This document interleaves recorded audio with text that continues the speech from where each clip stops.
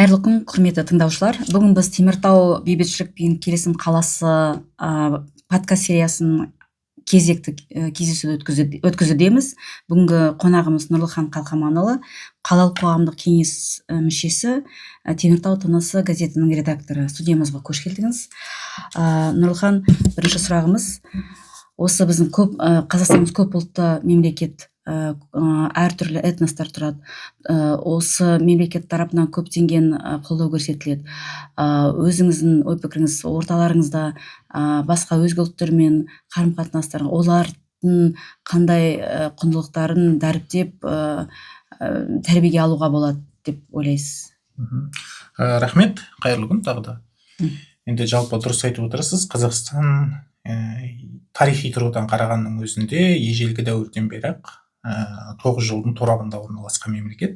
Кезіндегі ұлы жібек жолы бар, түрлі мәдениеттер тоғысы, түрлі діндердің тоғысы болды.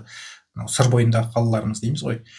Яғни бізге толерантты қоғам, толерантты адам деген ұғым жат емес. Бұл біздің қанымызда бар, жүрегімізде бар дүние. Қазақтың әдемі дәстүрі бар, құдайы қонақ деген. Ол үйіне келген адамның ұлтына, тіліне, дініне қарап жатпайды. Асын беріп, оның қауіпсіздігіне кепіл болып жатады. Енді тәуелсіздік алғаннан кейін де осы үдеріс жалғасын тапты. Сол дәуірдегі 90-шы жылдары, 80-шы жылдардың соңы, 90-шы жылдардың бас кезіндегі газеттің қиындыларын, сол кездегі жазылған эксперттік пікірлерді оқып отырсаңыз, Еуропаның, батыстың көптеген әлеуметтанушы ғалымдары Қазақстанның болашағына қорқынышпен қарады. Қазақстанда өйткені мемлекет құраушы ұлттың үлес салмағы 91 жыл 42%-ның айналасында ғана, қалған 60%-да өзге ұлттың өкілдері, 18 конфессияның бәрі бар. Түбінде Қазақстанда ұлтаралық конфессиялық қақтығыс болып кетеді деп үрейленді. Шүкір, қиындықтың бәрін еңсердік, және қазіргі болып жатқан саяси процестер еліміздегі сол 90-шы жылдардағы кризисті толық еңсергеніміздің бір нәтижесі деп айтуға болады. Өйткені 95-ші жылы бізде Қазақстан Халқы Ассамблеясы құрылды ғой. Осы Қазақстанның территориясында тұрып жатқан түрлі ұлт пен ұлыстың өкіліне өздерінің тілін, мәдениетін, дәстүрін үйренуге мүмкіндік берген. Ассамблеяның тарихи миссиясына өте жоғары баға беруге болады. 30 жылда ол сол миссияны толыққанды атқарып шықты.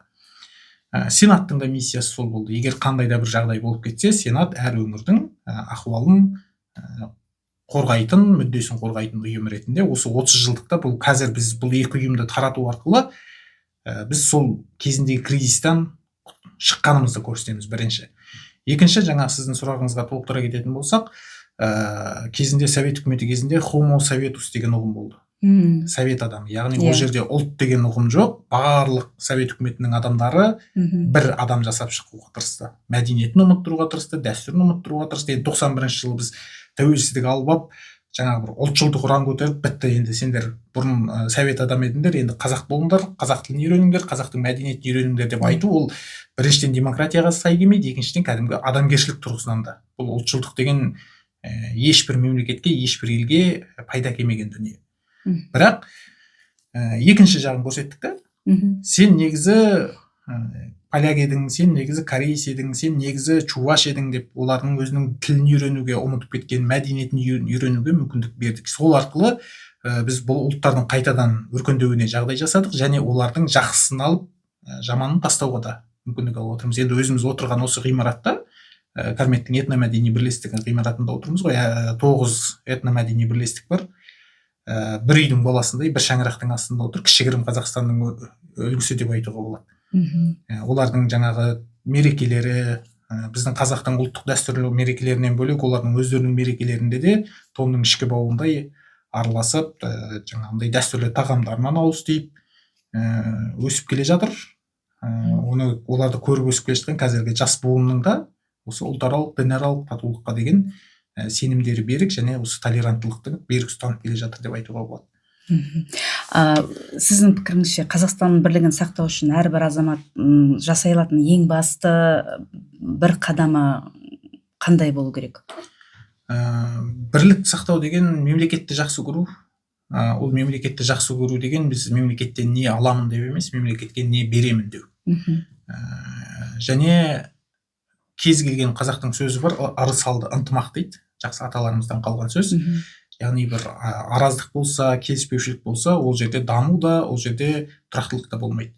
Ал керісінше бірлік, татулық, ынтымақ болған жерде өсу, өркендеу болады. Енді бізде жаңағы әлеуметтік желі бар, басқасы бар, көріп отырамыз, кейде жаңағы ұлтаралық қақтығыстарға қатысты бір жағымсыз дүниелер болып жатады.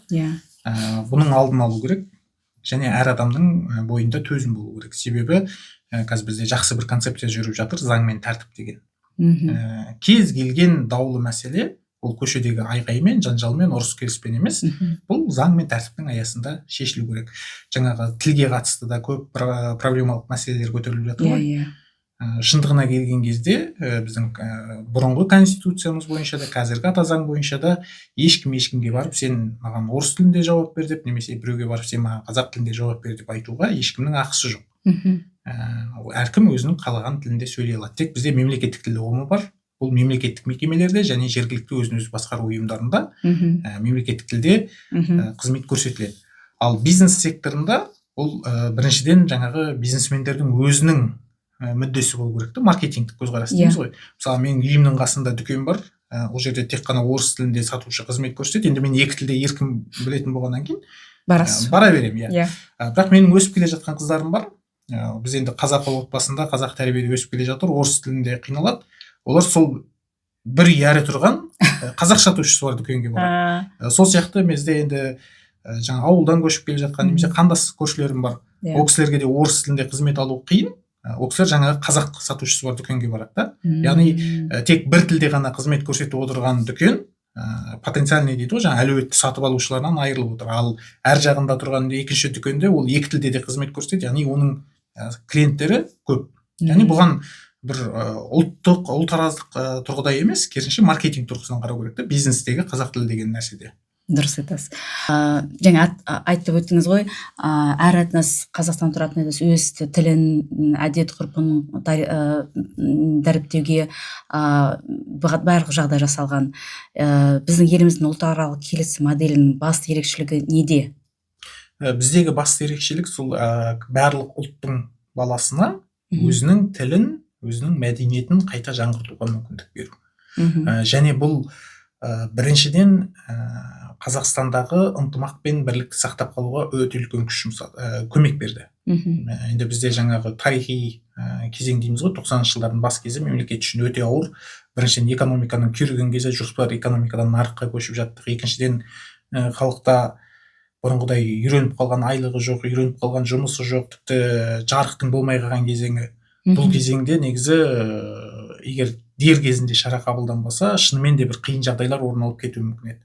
Бірақ сол кезеңде қабылданған шешімдер осы ұлтаралық мәселені шешіп беру, әркімге өзінің қалаған дүниесін үйрену. Егер дәл сол кезде мысалы сен мына тілді үйренсе, мына мәдениетті үйрен десе, бәлкім жағдай басқаша болар ма еді. Бірақ оларға сен өзіңнің түпкі тегіңді таны, бабаңды таны деген нәрсе жақын қабылданды. Екіншіден, дипломатиялық тұрғыда өте сәтті шешімдердің бірі болды деп айта аламыз осы ассамблеяны. Себебі біз жаңағы кәріс ұлтына өздерінің мәдениетін дамытуға, тілін дамытуға мүмкіндік бердік. Сәйкесінше біздің Оңтүстік Кореямен дипломатиялық ынтымақтастығымыз жақсара түсті. Неміс ұлтының өкілдеріне этномәдени бірлестіктер ашты, олардың тілін үйренуге, мәдениетін дамытуға мүмкіндік берді. Германиямен қарым-қатынасымыз жұмсақ күш дейді ғой, өте жақсы деңгейде. Тіпті қазір турист ретінде де бізге осы жақында ғана келіп кетті Германиядан өкілдер Қазақстанға, осы Қазақстанда тұрып жатқан немістердің өмір салтымен танысуға. Олар да керемет таңғалып, керемет қуанып кетті. Сол сияқты әртүрлі ұлттың өкілдеріне дамуға мүмкіндік бере отырып, біз солардың ата мекендері түпкі қазіргі дамыған мемлекеттер, олармен дипломатиялық қарым-қатынасымызды да жақсартып алдық. Былайша айтқанда бір оқпен екі қоян атып отырмыз да, өзіміздің ішкі тұрақтылығымызды сақтап отырмыз, және сыртқы байланысымызды нығайта алып отырмыз. Жаңа атап өттіңіз, Қазақстан халқы ассамблеясы көп іс атқарды, 30 жылда көптеген шара өткізіп, қанша жақсы жобалар іске асырылды. Енді осы конституция бекіткен кейін ассамблеямыз енді халық кеңесі болып аталатын болды. Оның ішінде ұлттық құрылтай және де Қазақстан халқы ассамблеясының бағыттарын біріктіре отырып, сол халық кеңесі бір институт пайда болды. Оның басты рөлі нелікте ассамблеяның бағыттарын жүзеге асыра ма, немесе қандай құндылықтар қандай бағыттарда жұмыс жасайды деп ойлайсыз? Енді бізде жаңа айтып өттік қой, ассамблеяға жүктелген негізгі миссия бұл ұлтаралық татулық пен келісімді насихаттау. Енді 30 жылдықта бұл сол миссияны өте жақсы, өте жоғары деңгейде атқарып келді. Бірақ бүгінгі күнде бұл сұрақ өзектілігін жойды. Енді бізде қазір ондай бір актуальный проблема жоқ.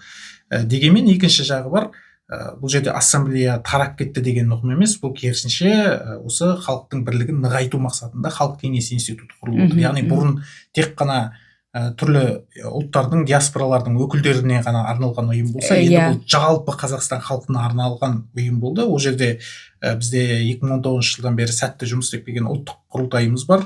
Қазақстан халқы ассамблеясы бар, 30 жылдық тарихы бар. Сонымен қатар бізде үкіметтік емес ұйымдар бар ғой, қоғамдық бірлестіктерде мемлекеттің жаңа тұрақтылығын сақтауға, жастар тәрбиесі болсын, басқа да үкіметтік ұйымдарға көмекші ретінде функциясын атқарып келген. Бұлардың да маңызы зор.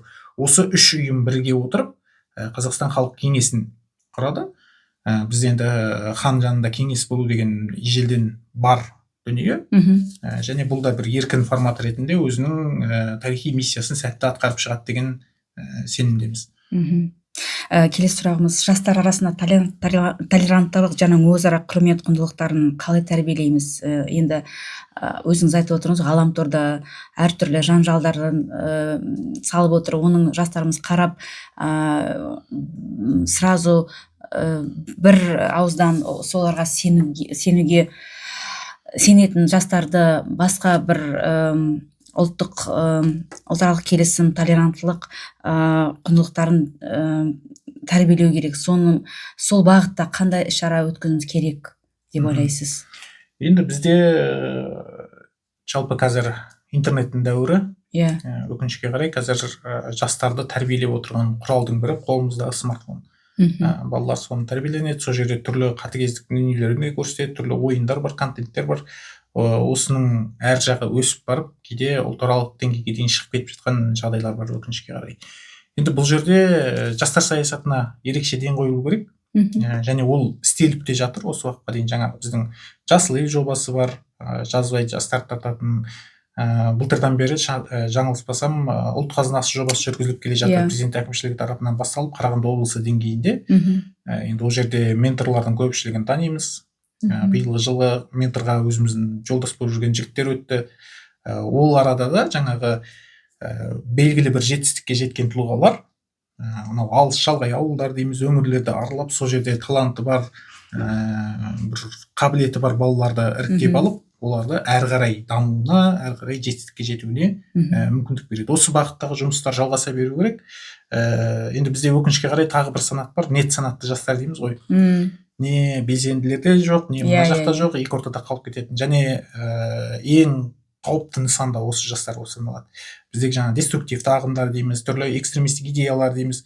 Осылар көбіне осы нет санаттағы жастарды өзіне тартып алуға тырысады. Енді бұл бағытта да ауқымды жұмыстар жүргізілу керек. Бұларды белсендендіру, жаңағындай қоғамға тарту, спорттық шараларға, түрлі мүмкін олардың бойында бұғып жатқан таланты бар шығар, осыны ашуға көбірек мән беру керек. Сол кезде бұл тығырықтан да шығамыз деген сенім бар. Және екінші, бұл контент өндірісі.